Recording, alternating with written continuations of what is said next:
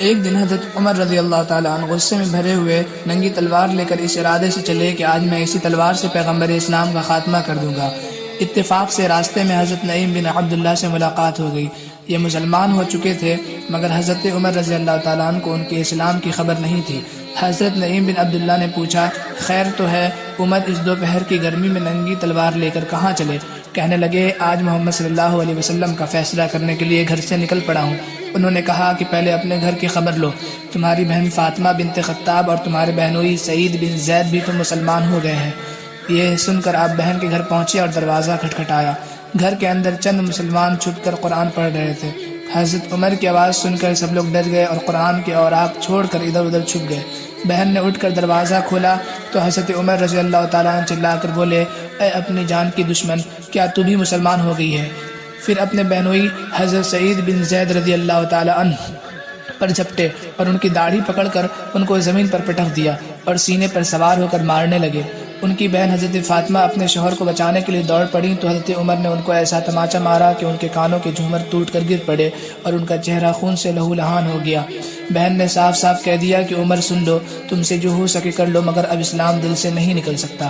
حضرت عمر نے بہن کا خون آلود چہرہ دیکھا اور ان کی ہمت سے بھرا ہوا یہ جملہ سنا تو ان پر رقت طاری ہو گئی اور ایک دم دل نرم پڑ گیا۔ تھوڑی دیر تک خاموش رہے، پھر کہے کہ اچھا جو تم لوگ پڑھ رہے تھے مجھے بھی دکھاؤ۔ بہن نے قرآن کے ورق کو سامنے رکھ دیا، اٹھا کر دیکھا تو آیت پر نظر پڑی۔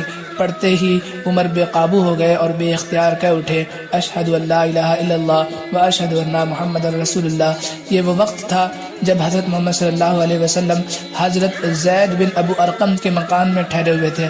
حضرت عمر بہن کے گھر سے نکلے اور سیدھے حضرت ارقم کے مکان پر پہنچے۔ دروازہ بند پایا، کنڈی بجائی، اندر کے لوگوں نے دروازے کے اندر سے جھانک کر دیکھا تو حضرت عمر ننگی تلوار لیے کھڑے تھے۔ لوگ گھبرا گئے اور کسی میں دروازہ کھولنے کی ہمت نہیں ہوئی مگر حضرت حمزہ نے بلند آواز سے فرمایا کہ دروازہ کھول دو اور اندر آنے دو، اگر نیک نیتی کے ساتھ آیا ہے تو اس کا خیر مقدم کیا جائے گا ورنہ اسی کی تلوار سے اس کی گردن اڑا دی جائے گی۔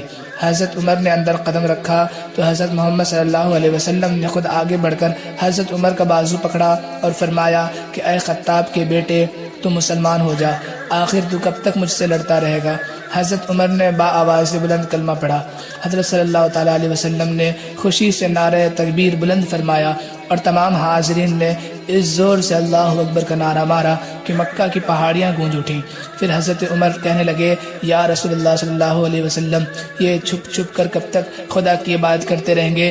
اٹھیے، ہم کعبے میں چل کر علل اعلان خدا کی عبادت کریں۔ اور خدا کی قسم، میں کفر کی حالت میں جن مجلسوں میں بیٹھ کر اسلام کی مخالفت کرتا رہا ہوں، برائیاں کرتا رہا ہوں، اب ان تمام مجالسوں میں اپنے اسلام لانے کا اعلان کروں گا۔